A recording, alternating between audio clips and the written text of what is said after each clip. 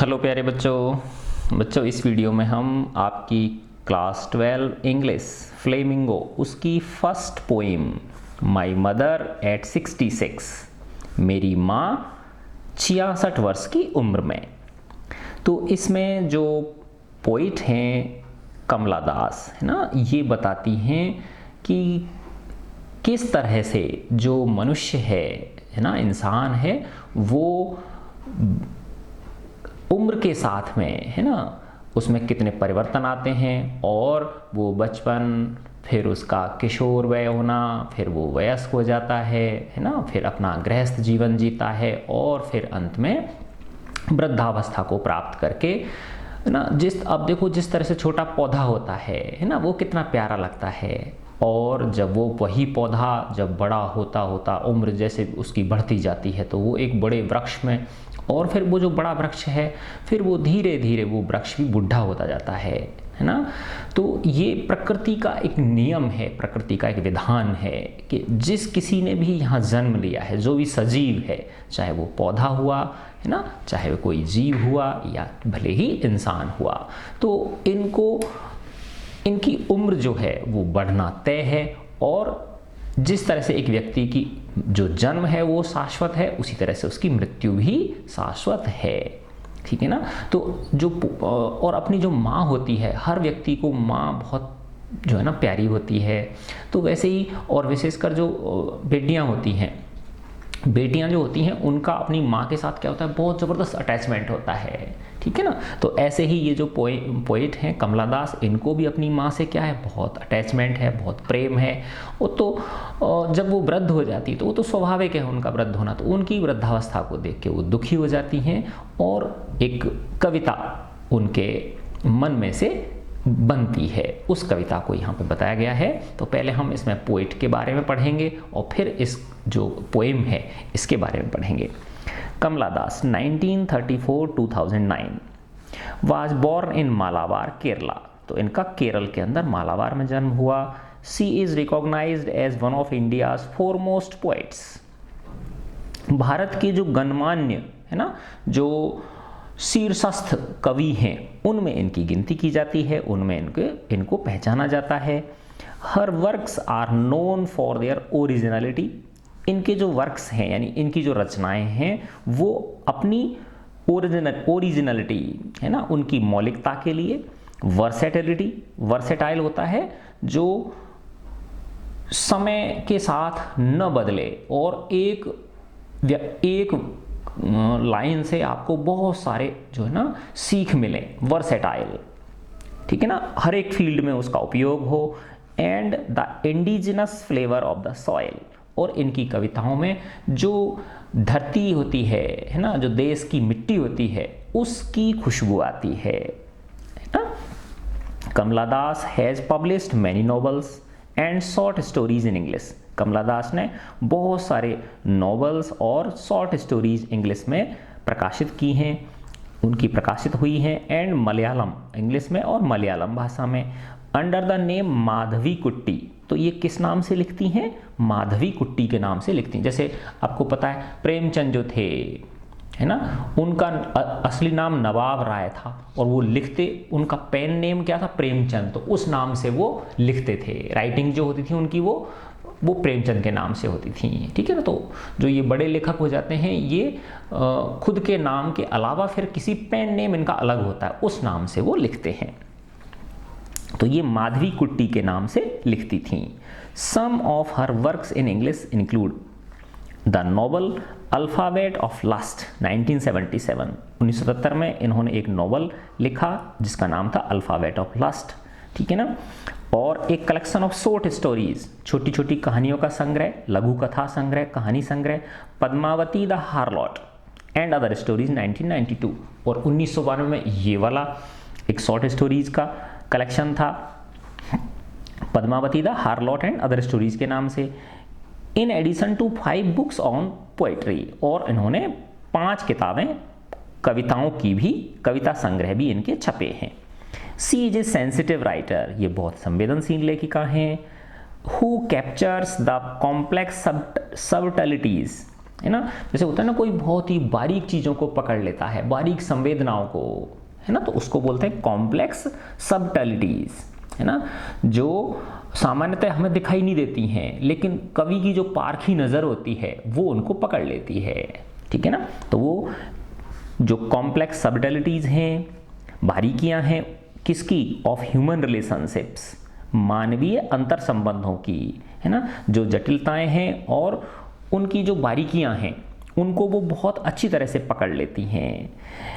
इन lyrical idiom, है ना, lyrical idiom मतलब काव्यमयी भाषा में, कविता के रूप में काव्यमयी भाषा में पकड़ लेती हैं। My mother eight 66 is an example, और ये जो उनकी कविता है, पोएम जो है माई मदर एट 66, ये भी उसी का एक उदाहरण है।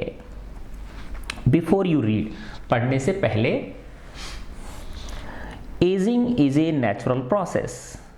एजिंग का मतलब होता है व्यक्ति की उम्र का बढ़ना, तो व्यक्ति की उम्र का बढ़ना एक साधारण प्रक्रिया है, एक प्राकृतिक प्रक्रिया है ना। इसे ना कोई रोक सकता है, ठीक है ना इसे कोई कम कर सकता है, ना कोई इसे बढ़ा सकता है, एक स्वाभाविक प्रक्रिया होती है ये, ठीक है ना। हैव यू एवर थॉट, क्या आपने कभी सोचा है, what our elderly parents expect from us, कि जो हमारे माता पिता हैं, जो हमारे बुजुर्ग हैं घर के, वो हमसे क्या अपेक्षाएं रखते हैं। तो आपने देखा होगा बेटा कि सबसे ज़्यादा उनको जो अपेक्षा होती है कि उनके जो बच्चे हैं उनसे बातें करें, है ना। लेकिन अभी समाज के अंदर क्या हो रहा है, हम जो है ना इतने ज़्यादा व्यस्त हो गए हैं, हमारी दिनचर्या इतनी ज़्यादा व्यस्त हो गई है कि हम अपने वृद्ध माता पिता के लिए समय नहीं निकाल पाते।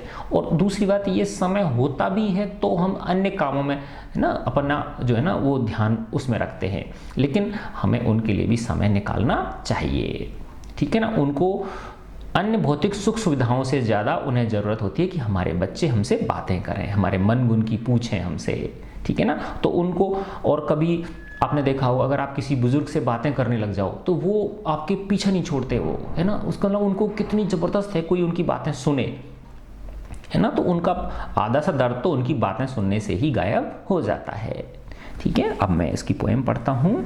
ये poem, driving from my parents home to Cochin last Friday. लेखिका जो हैं वो अपनी मम्मी पापा के घर से कोचीन जा रही हैं और कोचीन से इन्हें फ्लाइट पकड़नी है। क्या पकड़नी है? फ्लाइट पकड़नी है। तो driving from my parents home to Cochin last Friday, पिछले फ्राइडे को अपने पेरेंट्स के घर से कोचीन जाते समय, ड्राइविंग करते वक्त मॉर्निंग के टाइम पे, I saw my mother beside me, मेरी माँ जो मेरे पास बैठी हुई थी मैंने उन्हें देखा। डोज, जो झपकियां ले रही थी, जैसे होता है ना नींद आती रहती है ना, तो वो झपकियां ले रही थी।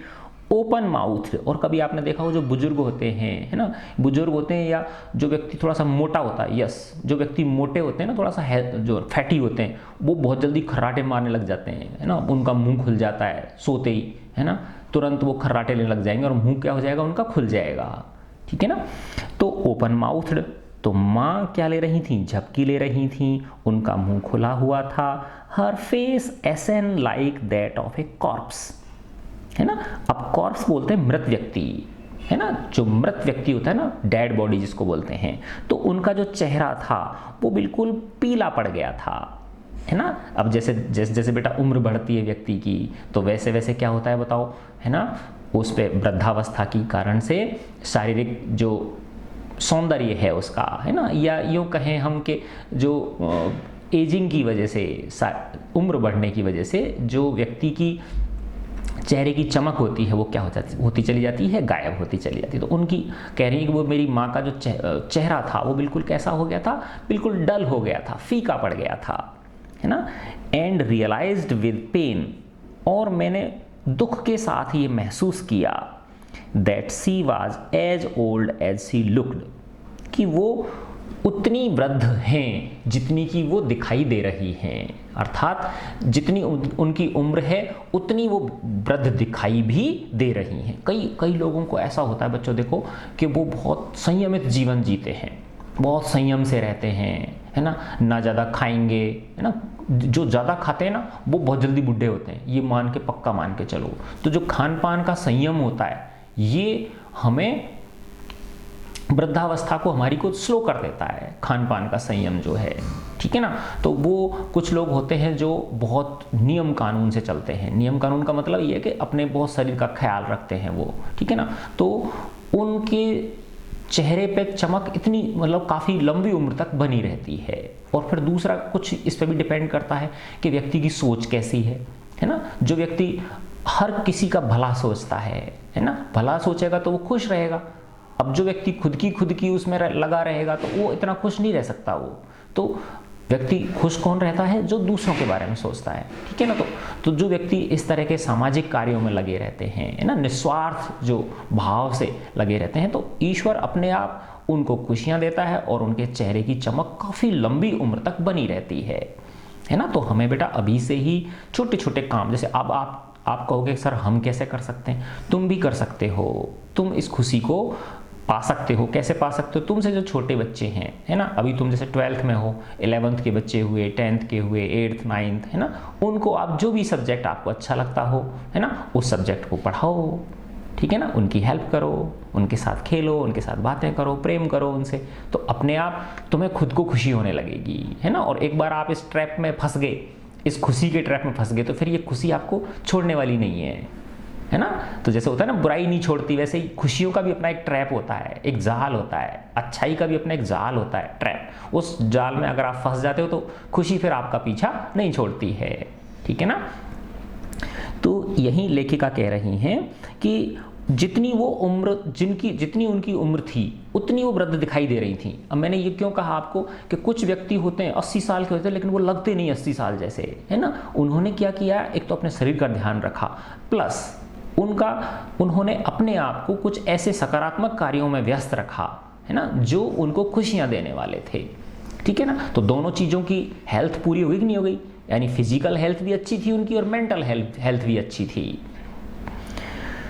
तो that she was as old as she looked, but soon, लेकिन जल्दी ही put that thought away, है ना। अब लेखिका को थोड़ा डर गई वो, है ना, उनको बहुत ही सैड फील हो रहा है, तो उन्होंने झट से, है ना, उस विचार को बदल दिया।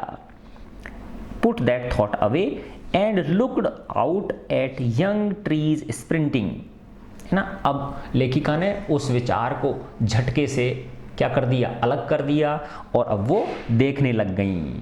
किनको? बाहर देखने लग गई, है ना। अब जैसे ऐसे समझो वो गाड़ी जो है वो ड्राइवर चला रहा होगा, ठीक है ना, और दोनों माँ बेटी कहाँ बैठी हुई होंगी? पीछे की सीट पे बैठी हुई होंगी, ठीक है ना।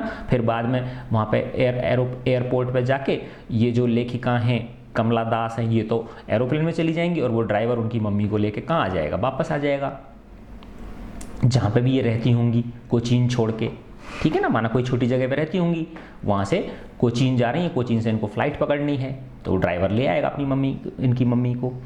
तो उन्होंने अपना जो ख्याल था वो माँ का, उसको थोड़ा सा अलग कर दिया अपने से, और उन्होंने बाहर देखा तो क्या पाया? Young trees sprinting. स्प्रिंट का मतलब होता है दौड़ लगाना, है ना। अब आपने कभी देखा हो, अगर आपने ट्रेन का सफ़र किया है ना, तो जब ट्रेन आगे चलती है तो जो बगल में खेतों में पेड़ होते हैं, है ना, वो पीछे भागते हुए नजर आते हैं। आपने कभी गौर किया हो तो ये आपेक्षिक गति की वजह से होता है, रिलेटिव मोशन की वजह से होता है। विज्ञान, है ना, जो पढ़ते हैं बच्चे उनको पता होगा ये, है ना। आपेक्षिक गति बोलते हैं, सापेक्ष गति बोल दो या आपेक्षिक गति बोल दो, ठीक है ना। तो क्योंकि हम आगे बढ़ रहे हैं तो वो पीछे बढ़ रहे हैं, तो ये एक सापेक्ष गति होती है। जैसे अब आपने कभी अभी कभी ध्यान दिया हो, तो जैसे आप बस में जा रहे हो और पीछे से कोई एक दूसरी बस आ गई, है ना, आपकी बस के बगल में, और उन दोनों की अगर स्पीड बराबर हो जाती है तो बगल वाली बस के यात्री आपको ऐसे लगता है कि बिल्कुल चल ही नहीं रहे, वो बैठे हुए हैं, है ना। लेकिन नीचे अगर देखोगे आप तो बस बहुत तेज चल रही है ना। तो हुआ ये कि सेम स्पीड से चल रहे हैं, तो दोनों को कैसे दिखेंगे? वो स्थिर दिखेंगे, ठीक है ना। अब चूंकि यहाँ पे क्या, पेड़ तो पहले स्थिर हैं वो जमीन पे, और ट्रेन आगे जा रही है, तो इसलिए वो पेड़ क्या है? पीछे की ओर दिशा में भागते हुए दिखेंगे हमें, है ना। तो ये रिलेटिव वेलोसिटी होती है ना, आपेक्षिक गति की वजह से। जो यंग ट्रीज थे वो पीछे की तरफ दौड़ रहे थे। The Mary children spilling out of their homes, है ना। अब स्पिल आउट का मतलब होता है जैसे छलक जाना, है ना। जैसे कभी आपने देखा होगा मटकी जो होती है उसमें अपन ने उसके पानी के नल के नीचे लगा दिया तो मटकी जब भर जाती है तो पानी छलकने लग जाता है ना उसमें से, वही चीज़ इसमें है। तो जो छोटे बच्चे होते हैं वो खुशियों से छलके हुए रहते हैं हमेशा, और ऐसे उछल कूद मचाते हुए, है ना, लंगड़ी टांग खेलते हुए और दौड़ लगाते हुए, एक टांग से ही, कभी एक टांग जमीन पर टेकी कभी दूसरी टेकी, ऐसे उछलते कूदते हुए जाते हैं वो। तो द मैरी चिल्ड्रन, खुश बच्चे, है ना, छलके हुए आ रहे थे घरों में से। But after airport security check, लेकिन लेखिका जब एयरपोर्ट पे पहुंच गई है ना, तो उनका सिक्योरिटी चेक हुआ। सिक्योरिटी वाले चेक करते हैं ना भाई कोई गलत सामान तो नहीं ले जा रहा एयरपोर्ट के अंदर, है ना। तो उनका सिक्योरिटी चेक हुआ। स्टैंडिंग ए फ्यू यार्ड्स, है ना। अब जो लेखिका हैं कमला दास, वो अपनी मम्मी से कुछ यार्ड्स दूर खड़ी हुई हैं। यार्ड्स गज को बोलते हैं, है ना। जैसे गज लंबाई की मात्रक होता है कि नहीं होता है, गज थोड़ा सा मीटर से क्या होता है, छोटा होता है ये, ठीक है ना। तो वो कुछ गज की दूरी पे माँ से खड़ी हुई थी लेखिका। अवे यानी दूर, कुछ दूरी पे खड़ी हुई थी। I looked again at her, लेखिका ने फिर अपनी माँ की ओर देखा। वैन पेल, वैन और पेल दोनों का मतलब यही है, कलरलेस। वैन का मतलब क्या होता है, कलरलेस, है ना, बिल्कुल निस्तेज, चेहरे पे कोई तेज ही ना रहा हो, डल बिल्कुल, है ना, फीका चेहरा पड़ जाना। तो ऐसी मेरा माँ का चेहरा था। जैसे कि अब लेखिका ने इसकी तुलना की है अपनी माँ के फीके चेहरे की, किससे, as a late winter's moon.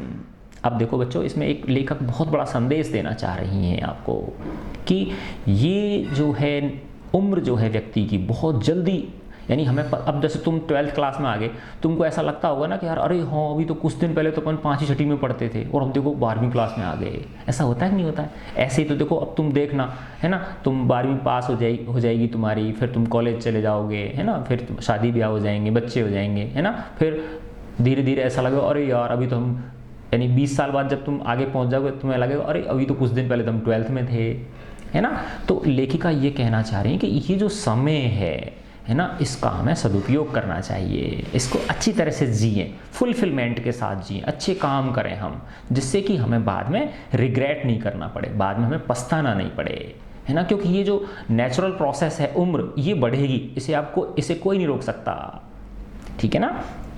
तो अपनी माँ के चेहरे की वो तुलना किससे कर रही हैं, as a late winter's moon, है ना, लेट विंटर मून।